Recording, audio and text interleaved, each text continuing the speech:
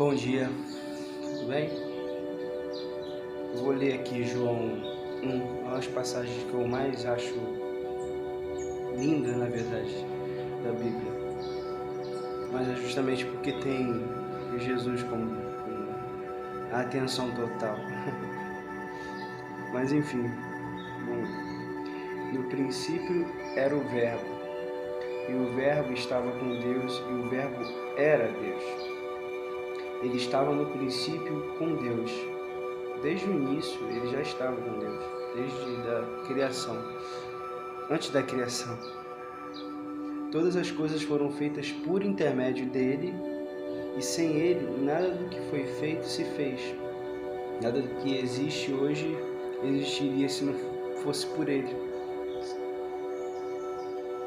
A vida estava nele, e a vida era a luz dos homens. O que ele praticava, o que ele fazia, as pessoas viam o que ele fazia e, baseado nisso, entendiam o que era a vida.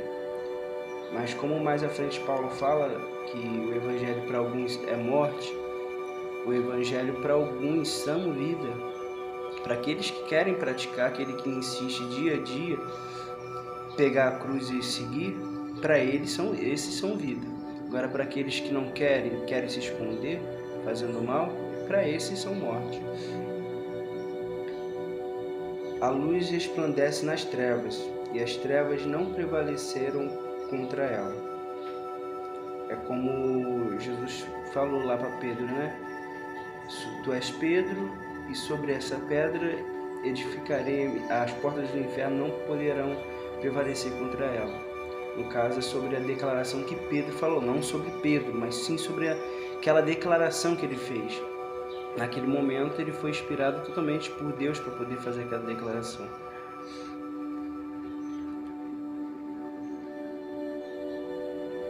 Aí, esse é o versículo 5. E mais à frente, ele fala assim, ó. O Verbo estava no mundo, o mundo foi feito por intermédio dele, mas o mundo não o conheceu. O sistema religioso, o sistema mundano, no sentido de... Ele não está falando aqui das pessoas que são as prostitutas, na época os publicanos. Esses foram os que mais entenderam Jesus. Na verdade, quem foi que não entendeu Jesus aqui foi os próprios religiosos, quem tinham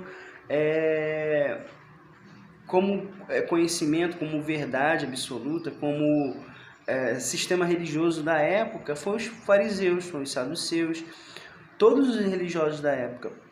Agora, o pessoal que muitos consideram como mundanos, esses não, esses foram os que mais conheceram, foram os que mais se converteram diante de Jesus, né?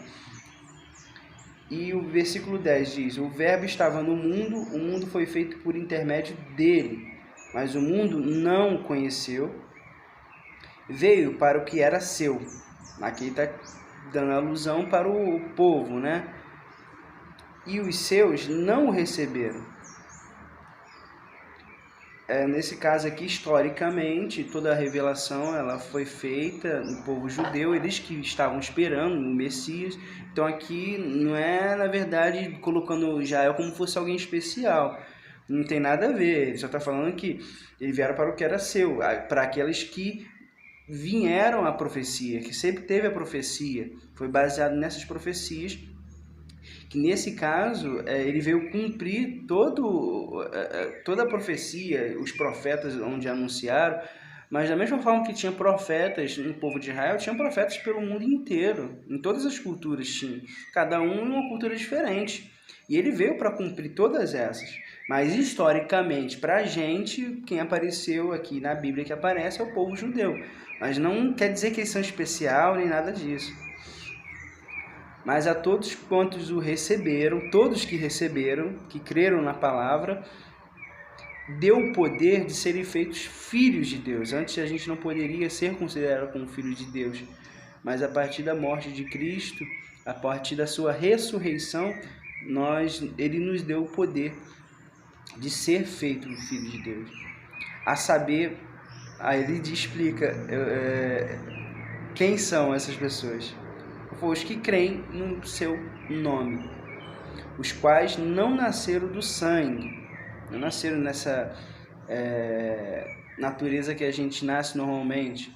Não, é como Nicodemos fala lá, em João 3, né?